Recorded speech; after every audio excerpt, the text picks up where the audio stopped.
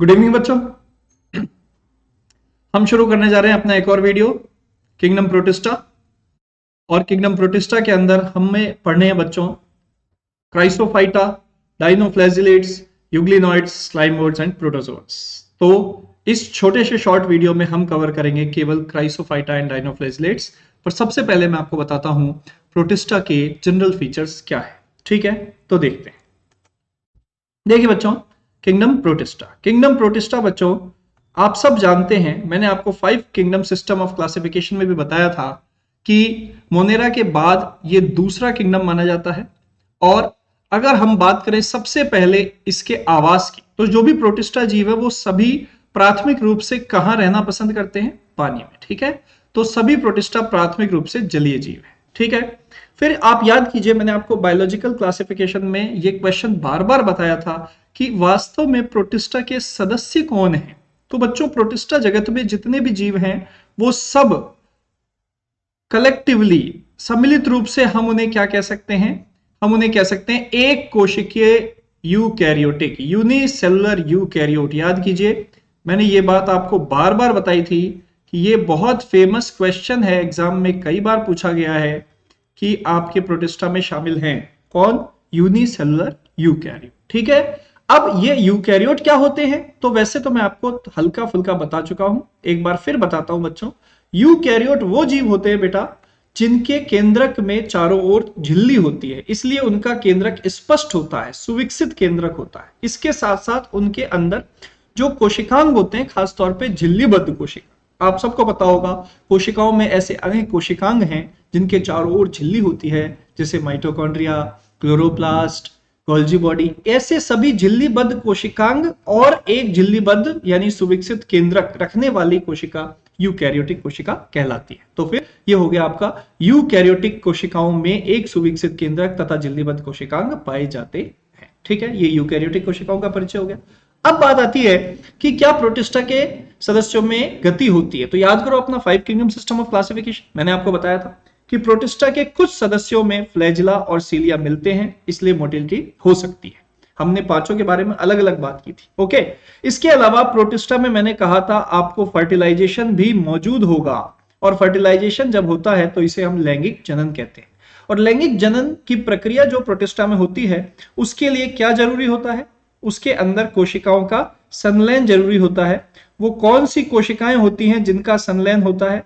उन्हें हम गैमेट या युग्मक कहते हैं। ठीक है बेटा, तो युग्मक यहां बनते हैं, युग्मक आपस में मिलते हैं, संलयन होता है और फिर बनता है युग्नज। आप सबको पता है दो भिन्न प्रकार के युग्मकों के मिलने से एक युग्नज बनता है जो कि 2n प्रकार का होता है, और युग्मक जो होते हैं वो n प्रकार के होते हैं, एगुणित प्रकार के होते हैं। इसके बारे में डिटेल बात हम आगे भी करेंगे। तो बेटा, प्रोटिस्टा में जो लैंगिक जनन है वो कोशिका संलयन और युग्मज निर्माण की प्रक्रिया से संपन्न होता है, सब में नहीं कुछ में। ठीक है, ओके, चलिए आगे बढ़ते हैं। अब इंपॉर्टेंट बात और आती है हमारे सामने एक और, कि एक शब्द हम कह सकते हैं, एक लाइन हमारी एनसीईआरटी ने इस्तेमाल की है, उस लाइन का स्पष्ट मतलब हमारे लिए समझना बहुत जरूरी है। वो है कि जगत प्रोटिस्टा की सीमाएं सुपरिभाषित नहीं है। ऐसा हम क्यों बोल रहे हैं बेटा? इसका मतलब आप समझ लीजिए, मैं आपको बताता हूं कि देखो प्रोटिस्टा के अंदर हमने क्या कह दिया, कौन शामिल है? हमने कह दिया यूनिसेलुलर यूकैरियोट शामिल हैं।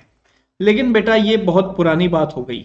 अगर हम आज के प्रोटिस्टा को देखें तो उसमें ऐसे कई सदस्य शामिल हैं जिन्हें दूसरे समूह में होना चाहिए था। तो दूसरे समूह में होना चाहिए था, मान लीजिए ये प्रोटिस्टा है और ये दूसरे समूह है। तो अगर दूसरे समूहों की हम बात करें तो प्रोटिस्टा ने इन दूसरे समूहों की बाउंड्री को भी अपने अंदर समेट लिया है, क्योंकि कई ऐसे सदस्य जो पहले दूसरे समूह में थे वो अब प्रोटिस्टा में आ चुके हैं। ठीक है, इसीलिए क्या कहा जाता है? इसीलिए कहा जाता है कि ये अन्य समूहों के साथ अतिव्यापन दर्शाता है। तो आपको दो बातें याद रखनी होंगी, एक कि जगत प्रोटिस्टा की सीमाएं सुपरिभाषित नहीं है, अर्थात प्रोटिस्टा के जो सदस्य हैं वो प्रोटिस्टा में वो भी सदस्य शामिल हो चुके हैं जो पहले दूसरे समूहों में आते थे। जो पहले से प्रोटिस्टा में है वो तो हैं, लेकिन कई ऐसे सदस्य जो दूसरे समूह में आते थे वो भी अब प्रोटिस्टा में आ चुके हैं, इसलिए इनकी बाउंड्री जो है वो सुपरिभाषित नहीं है और ये दूसरे समूहों के साथ अतिव्यापन दर्शाता है। लेकिन ये बात आधुनिक सेंस में कही गई है, मॉडर्न सेंस में कही गई है। आप जो प्रोटिस्टा पढ़ते हैं वो इतने ही हैं, आपके कोर्स में ये 5 सदस्य ही हैं, ध्यान रखना। लेकिन आज की तारीख में प्रोटिस्टा में 16 अलग अलग फाइलम आ चुके हैं, ये आपके कोर्स में नहीं है। ओके चलो, तो प्रोटिस्टा में जो सदस्य हमें पढ़ने हैं वो कौन कौन से हैं? वो है क्राइसोफाइटा, डाइनोफ्लैजिलेट, यूग्लिनॉइड, स्लाइम मोड और प्रोटोजोआ, जिसमें से हम इस लेक्चर में देखने वाले हैं इन दो को, क्राइसोफाइटा और डाइनोफ्लैजिलेट को। बहुत ही सरल से हैं दोनों सदस्य, शॉर्ट में देखते हैं। देखिए सबसे पहले अपने सामने आते हैं क्राइसोफाइटा। क्राइसोफाइटा बेटा पूरा एक समूह है, पूरा एक बड़ा ग्रुप है क्राइसोफाइटा, जिसके अंदर शामिल होने वाले सदस्यों में एक तो फेमस है डायटम। याद करो मैंने आपको डायटम बताया था, और उस टाइम किसी ने क्वेश्चन भी पूछा था कि सर क्या क्राइसोफाइटा होते हैं, तो मैंने कहा था क्राइसोफाइटा में डायटम भी आते हैं और डेस्मिड भी आते हैं। तो बेसिकली क्राइसोफाइटा जो ग्रुप है बच्चों, इसके अंदर कौन कौन शामिल है? डायटम और डेस्मिड। और डेस्मिड को हम सुनहरे शैवाल गोल्डन एल्गी भी बोलते हैं। ये लाइन केवल आपको याद रखनी है कि क्राइसोफाइटा में कौन शामिल है, डायटम और डेस्मिड शामिल है, बस इतना ध्यान रखना है। इसमें से वर्णन केवल हम किसका करेंगे? वर्णन हम केवल किसका करेंगे? वर्णन हम केवल डायटम का करेंगे। ध्यान रखना, आप केवल डायटम का वर्णन करोगे इनमें से। ओके चलो, अब हम बात करते हैं कि डायटम रहते कहाँ हैं। देखो हमेशा जब भी किसी जीव का आप वर्णन करोगे तो सबसे पहले बताओगे वो रहता कहाँ है, उसकी कोशिका में क्या खास बात है, अगर उसके जनन में कोई विशेषता है तो वो देखेंगे, और अगर उसका कोई विशेष उपयोग है तो वो देखेंगे। इन 3-4 पॉइंट में आपके सारे मेंबर सिमट जाएंगे प्रोटिस्टा के। ओके, तो सबसे पहले रहते कहाँ हैं? रहते हैं ये बेटा स्वच्छ जल में, लेकिन कुछ सदस्य ही स्वच्छ जल में रहते हैं, ज्यादातर कहां रहते हैं? लवणीय जल में। तो ज्यादा कॉमन अगर आपसे पूछा जाए, ज्यादा कॉमन इनका आवास क्या है, तो आप क्या बताओगे? मेराइन एनवायरनमेंट, समुद्री आवास। ठीक है, ज्यादा कॉमनली आपको डायटम क्राइसोफाइटा कहां मिलेंगे बेटा? ये समुद्रों में मिलेंगे। ठीक है, और समुद्रों में ये क्या करते हैं? समुद्रों में जो सूक्ष्म जीव होते हैं, समुद्रों की जल धाराएं आपको पता है, बड़ी बड़ी लहर आती हैं, उन पर ये निष्क्रिय रूप से उतराते हैं। उतराने का मतलब क्या? फ्लोट करना। ठीक है, पैसिवली फ्लोट करना। आपको पता है एक होता है मूवमेंट एक्टिव स्विमिंग, जिसमें तैरने के लिए मेहनत की जाती है, और एक होता है जिसमें केवल सतह पर पड़े रहो और जलधारा के साथ। जैसे प्लास्टिक की बोतल को आप छोड़ दो, तो प्लास्टिक की बोतल आपको हिलती डुलती तो दिखेगी, लेकिन वो खुद गति नहीं कर रही है, उसके मूवमेंट को हम क्या बोलेंगे? फ्लोटिंग। वैसी ही फ्लोटिंग ये करते हैं। और ये फ्लोटिंग क्यों करते हैं? क्योंकि बेटा इनमें फ्लैजिला नहीं होते, इनमें आपके पास गति के अंग नहीं होते, इसलिए ये केवल फ्लोटिंग करते हैं, स्विमिंग नहीं करते। ठीक है, समझ में आ गया। इसके बाद बात आती है क्राइसोफाइट जो होते हैं वो प्रकाश संश्लेषी होते हैं। मेनली ये बात डायटम को ध्यान में रख के कही गई है, आपको ध्यान रखना है सभी डायटम प्रकाश संश्लेषी होते हैं, या अधिकांश क्राइसोफाइट प्रकाश संश्लेषी होते हैं।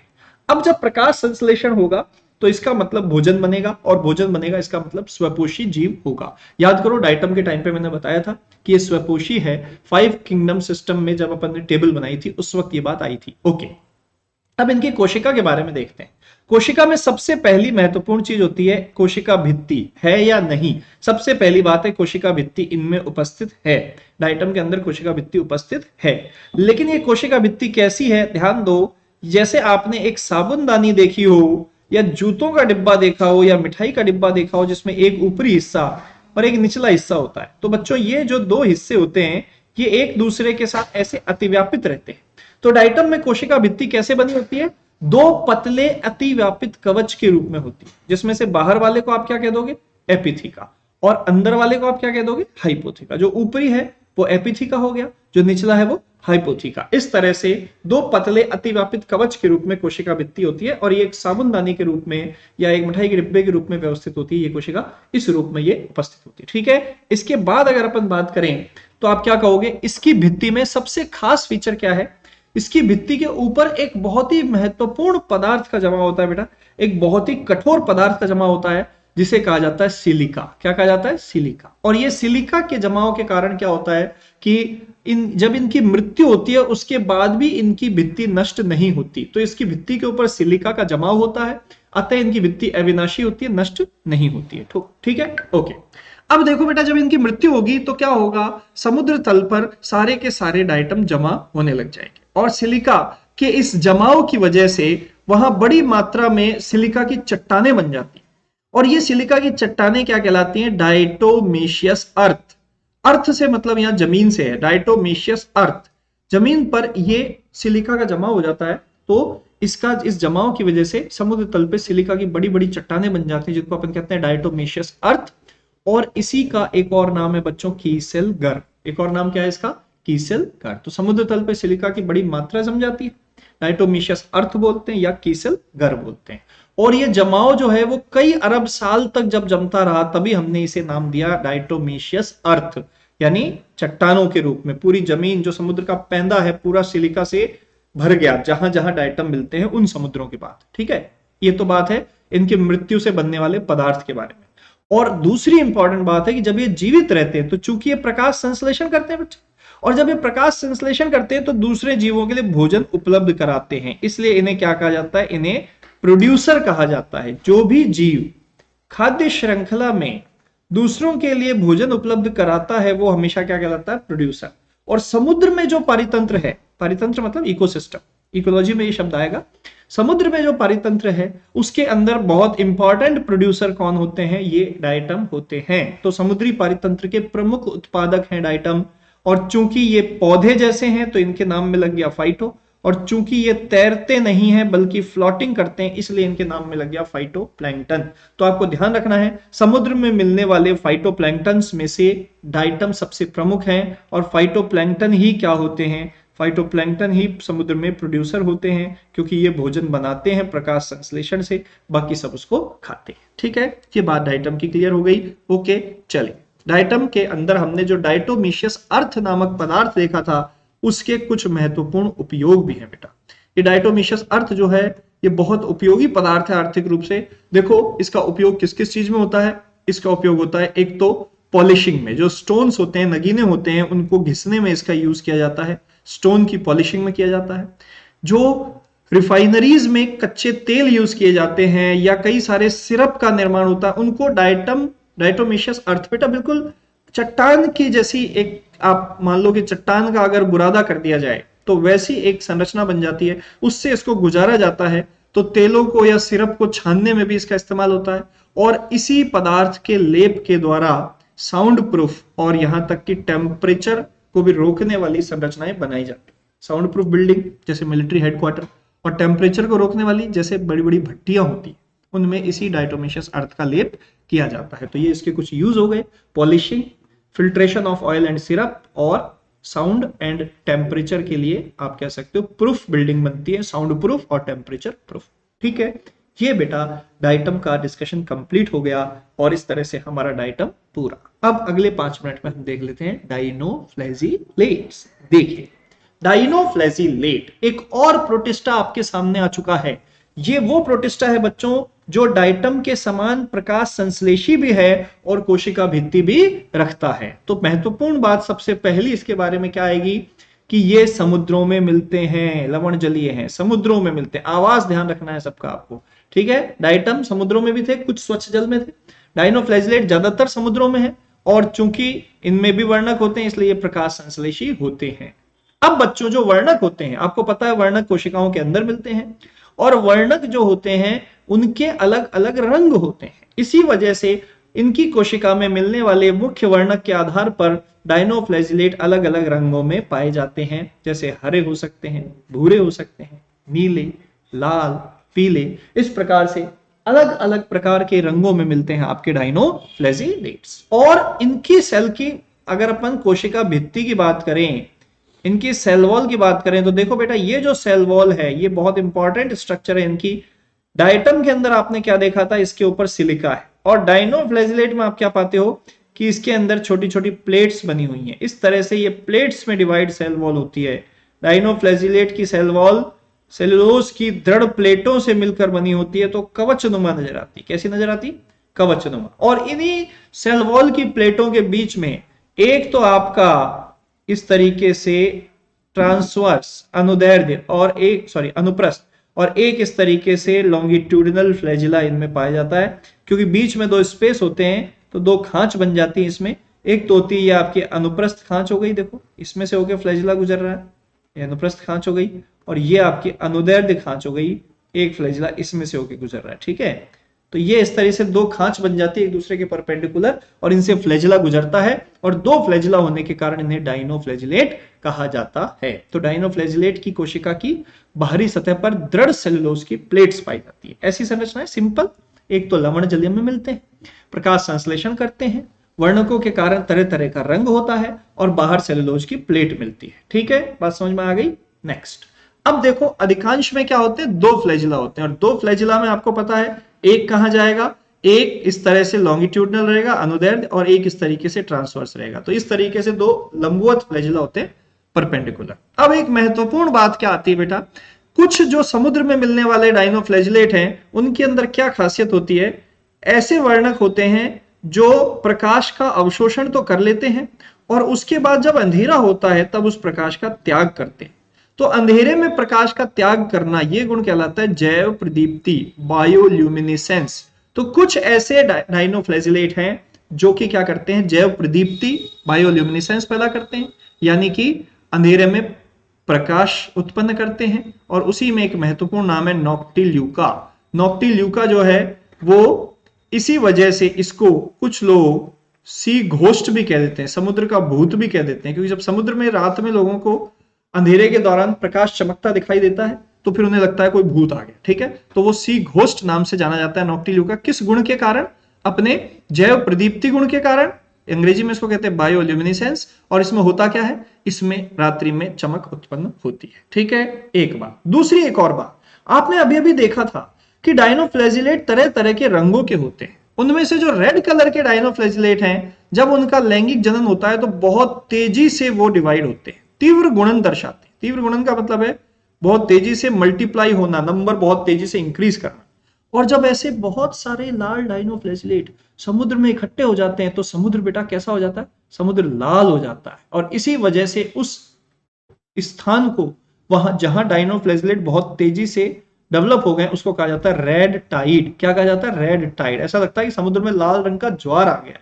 भूमध्य सागर में इसी प्रकार के लाल ज्वार बनते हैं, लेकिन वो जिस डायनोफ्लैजिलेट द्वारा बनते हैं उसका नाम है बेटा गोनियोलॉक्स। तो आपके सामने दो नाम आए हैं, एक तो नॉक्टिल्यूका जिसमें ल्यूमिनेसेंस होती है, चमक होती है, एक गोनियोलॉक्स जो कि लाल ज्वार उत्पन्न करता है। तो भूमध्य सागर में लाल ज्वार इन गोनियोलॉक्स के कारण होता है। अब देखिए आप, बहुत ज्यादा संख्या में कई सारे डायनोफ्लैजिलेट्स क्या करते हैं, कुछ जहरीले पदार्थ स्रावित करते हैं। जहरीले पदार्थों को अपन अंग्रेजी में बोलते हैं टॉक्सिन। और बहुत संख्या में ये कब आते हैं, बहुत संख्या में आते हैं जब इनमें रिप्रोडक्शन हो रहा होता है। कौन सा, सेक्सुअल रिप्रोडक्शन हो रहा होता है। तो अपने लैंगिक प्रजनन के दौरान ये साथ में जहरीले पदार्थ भी स्रावित करते हैं। और कई बार मछलियां अगर इनको खा लेती हैं, क्योंकि मछलियां इन्हें खाती हैं, ये उत्पादक होते हैं, मछलियों के भोजन होते हैं, तो मछलियां जब इनको खाती हैं तो उनकी मृत्यु हो जाती है। तो ऐसे टॉक्सिन जिनको खाकर मछलियां मर जाती हैं और जो डायनोफ्लैजिलेट के लैंगिक जनन के दौरान उत्पन्न होते हैं, उन्हें सेक्सी टॉक्सिन्स कहा जाता है। तो ये एक और इंपॉर्टेंट बात थी आपकी डायनोफ्लैजिलेट्स की। इस प्रकार से आपका डायनोफ्लैजिलेट यहाँ पे कंप्लीट हो जाता है। ठीक है बच्चे, तो अपन ने आज पढ़ा है डाइटम एंड डायनोफ्लैजिलेट। डाइटम बहुत ही सिंपल, गति नहीं करने वाला, साबुनदानी जैसी कोशिका रखने वाला एक सदस्य जिसमें सिलिका की भित्ति होती है और उससे कीसलगर बनता है, जिसके अपने उपयोग हैं, ये मैंने आपको बताया। डायनोफ्लैजिलेट जिसमें कवच युक्त कोशिका भित्ति होती है, दो लंबवत फ्लैजिला होते हैं और इसके अलावा इसमें मिलती है जैव प्रदीप्ति और ये उत्पन्न करता है लाल ज्वार और साथ में ये देता है खतरनाक टॉक्सिन जिससे मछलियों की मृत्यु हो जाती है। बस इसके साथ आपके सारे क्वेश्चन सॉल्व हो जाएंगे। डाइटम डायनोफ्लैजिलेट कंप्लीट हो गया। Thank you, thanks a lot.